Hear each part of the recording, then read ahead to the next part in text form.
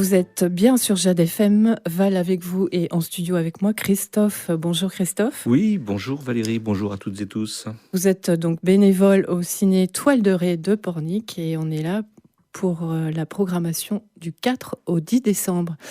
Alors Christophe, on commence tout de suite par les sorties du mercredi. Et oui, les sorties du mercredi, donc pour la semaine à venir, Wicked Part 1, Conclave et La plus précieuse des marchandises, 3 films qui nous arrivent au cinéma.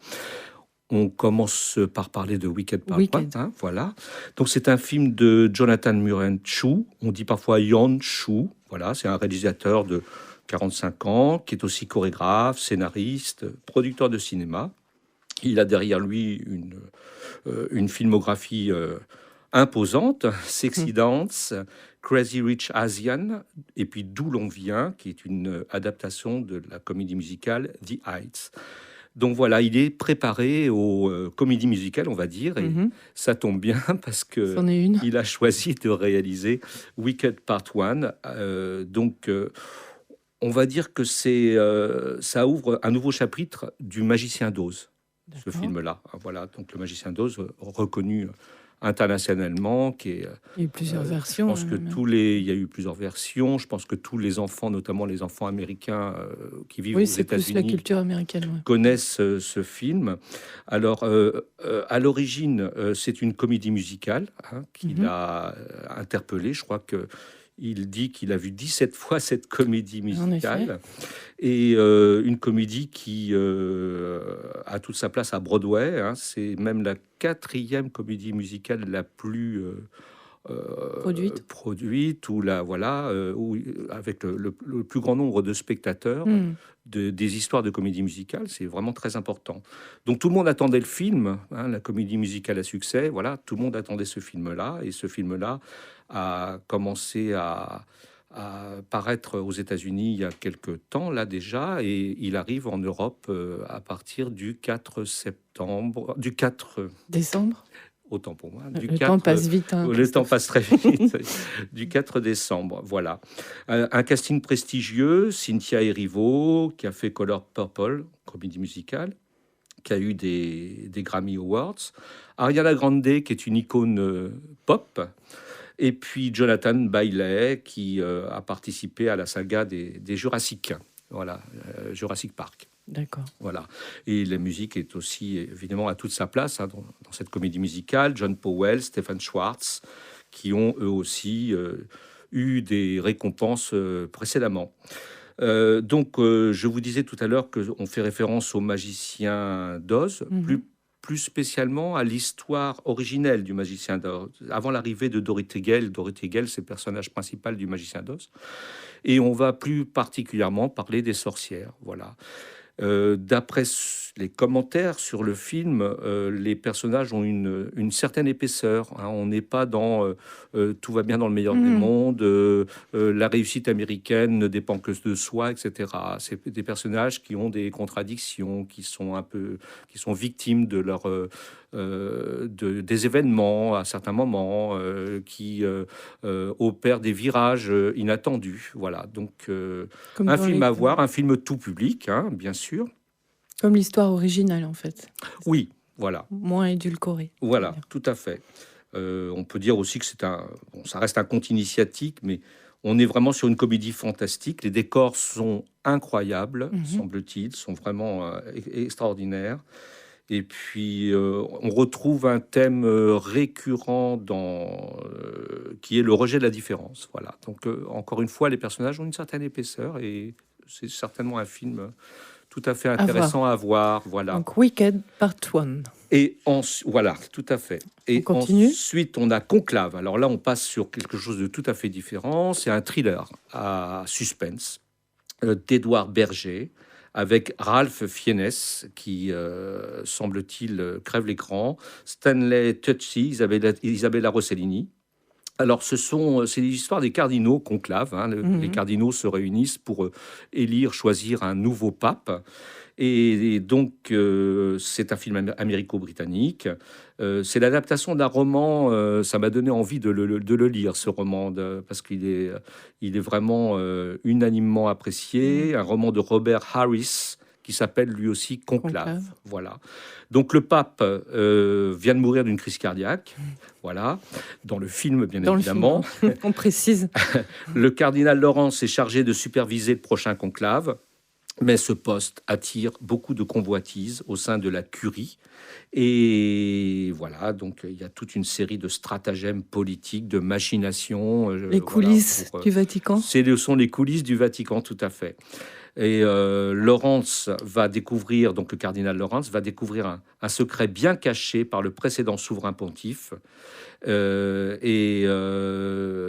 qui va se passer derrière ces murs changera la face du monde. Voilà, on n'en dit pas plus, mais on sent bien thriller à suspense. Super. Voilà.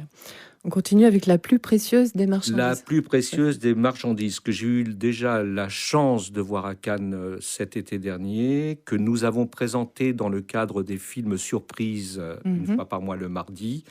Donc c'est un très très beau film, lui aussi adapté d'un roman, le roman de Jean-Claude Grunberg. Un film qui a été présenté à Cannes, oui. Avec les voix, c'est assez émouvant parce que je pense que c'était sa dernière prestation, les voix de Jean-Louis Trintignant, de Dominique Blanc, de Grégory Gadebois et de Denis Podalides. Voilà. Alors, pour raconter ce film, je vais vous raconter une petite histoire. Qu'on raconte. Il était une fois dans un grand bois, un pauvre bûcheron et une pauvre bûcheronne. Le froid, la faim, la misère, et partout autour d'eux la guerre leur rendait la vie bien difficile. Un jour, pauvre bûcheronne recueille un bébé jeté d'un des nombreux trains qui traversent sans cesse leur bois. Protégé quoi qu'il en coûte, ce bébé, cette petite marchandise, va bouleverser la vie de cette femme, de son mari et de tous ceux qui vont croiser son destin, jusqu'à l'homme qui l'a jeté du train. Leur histoire va révéler le pire comme le meilleur du cœur des hommes. Donc il s'agit d'un film animé, un film qui, on va dire, à destination des adolescents et des adultes. Voilà. Alors réalisé par un cinéaste, Michel Hazanavicius, qui joue avec les genres. Je ne sais pas si vous vous souvenez, mais il avait réalisé Le Caire, Nid d'espion, SS-117, Rue on ne répond plus, The Artist. Dans des registres totalement différents. Voilà, à chaque fois, il ose des choses extrêmement différentes. Et ça faisait quelque temps qu'il était sollicité pour un film autour de la Shoah, parce qu'il s'agit de ça. Mais il ne se sentait pas forcément très concerné par le devoir de mémoire. Sa famille a vécu dans sa chair ces événements-là, ses amis autour de lui aussi. Mais voilà, il se sentait pas très concerné jusqu'au moment où on lui a proposé un format conte, film animé. Et là, il s'est dit, bah voilà, j'ai peut-être la distance nécessaire là qui me gênait, le fait d'être sur les événements bruts. Voilà, j'ai peut-être trouvé la distance nécessaire et je veux bien. Voilà, et il s'est très très investi dans le projet parce que c'était un dessinateur, mais enfin bon, c'est quelque chose de très particulier, les films animés. Oui, c'est totalement différent. Et tout à fait, il s'est vraiment investi dans ce projet et la réussite est vraiment là. Je note avec beaucoup de plaisir qu'on parle beaucoup de ce film en ce moment sur les ondes en général. C'est vraiment un film à voir. Avant tout, une leçon d'humanisme. Peut-être un message qui est du type garder l'espérance, y compris au milieu de l'horreur. Voilà. Et un film qui évoque cette tragédie absolue, cette horreur, mais en le suggérant plutôt que de le montrer frontalement. Déjà, comme je le disais tout à l'heure, par la prise de distance, c'est un film animé. Ce ne sont pas des documents d'archives, par exemple. Donc vraiment un film à voir, cinéma animé, mais tout à fait intéressant. Et d'ailleurs, quand on l'a présenté en ciné-surprise, je crois pouvoir dire que les gens étaient très contents d'avoir vu ce film à la sortie. Ils nous l'ont manifesté. Voilà. Donc la plus précieuse des marchandises. La plus précieuse des marchandises. Donc nos 3 films. Alors, on continue avec... les films qui s'arrêtent. Les films qui s'arrêtent, tout à fait. Donc, on a prodigieuse, voilà, s'arrête. Hein. Bon, après quelques séances, quelques semaines de projection, Trois amis, Le Royaume, The Substance et Law and Order. Voilà les films qui vont s'arrêter. Les films en continuation maintenant, Voilà, un donc mot qu'on connaît maintenant. films en continuation, oui, dans le jargon des professionnels. Donc, on retrouvera la semaine prochaine Wayana 2, des studios Disney, un long métrage d'animation. Et puis, en fanfare, on a eu l'occasion de présenter en fanfare la semaine dernière avec une fanfare Oui, locale. au cinéma. Voilà, au cinéma, la salle était pleine et je C'est un pense que succès apparemment. les gens, les spectateurs ont apprécié. Donc un film d'Emmanuel Courcol avec Benjamin Laverne, Pierre Lotin, Sarah Succo. Voilà, et donc on poursuit. C'est pareil, j'ai eu la chance de voir ce film en prévisionnement et j'en ai gardé d'excellents souvenirs. L'amour ouf, qui a déjà plusieurs semaines d'existence dans notre cinéma, qui cartonne aussi, qui continue à avoir son public. Louise Violet, un petit mot sur Louise Violet, donc qui continue la semaine prochaine. C'est les débuts de l'école laïque, on est en 1889. Les premiers instituteurs face à une société qui reste très archaïque, conservatrice, très rurale, et où on ne comprend pas pourquoi finalement l'école est obligatoire. Voilà, donc il y a des enjeux, c'est admirablement bien joué par Alexandra Lamy. Un film à mon avis, il faut le voir avant qu'il ne passe son tour. Louise Violet. Louise Violet. Gladiator 2, c'est un péplum, mais un péplum qui fait réfléchir. Hein, voilà, donc de Ridley Scott. Et c'est pareil, un film à voir. Et puis enfin, La Vallée des Fous de Xavier Beaubois, avec Jean-Paul Rouve, Pierre Richard, Madeleine Beauvois, et puis l'apparition de Jean Le Cam. Alors on est en plein dedans, Vendée Globe, puisqu'il s'agit du Vendée Globe. Oui, donc, c'est le personnage qui fait le Vendée Globe dans son jardin. Et absolument, Okay. Voilà, c'est une approche assez originale du Vendée Globe. Et Jean-Paul Rouve apparemment joue très bien dans ce film. Oui, tout à fait. Tout à fait, de ce que j'ai vu sur les bandes annonces, et j'aurai aussi grand plaisir à le découvrir la semaine prochaine. D'où l'avantage d'être bénévole au cinéma, alors. Oui, tout à fait. Bah oui. Alors, ce qu'il y a, c'est qu'on a quand même beaucoup de services dans ce cinéma associatif, ce qui est tout à fait normal. Hein. Mais effectivement, on peut aussi assez facilement. Il y a des compensations, quoi. Aller voir les films. Encore faut-il avoir le temps, mais bon, on essaie. Et puis, je pense qu'on est tous un petit peu cinéphile sur les bords, forcément. Et donc, on a toujours plaisir à découvrir les films qui nous sont proposés par Victor, le directeur, et qui fait la programmation. Alors, on va terminer avec un événement. Vous me disiez tout à l'heure qu'il n'y avait pas beaucoup d'événements cette semaine. Bon, il y a quand même un événement. Oui, et pas des moindres. Sacha Léger qui a déjà réalisé un court-métrage et qui est un jeune réalisateur du Cru. Jeune réalisateur porniquais. Et pour ceux qui se souviennent de sa prestation récente, là, ce film s'appelait Oklahoman.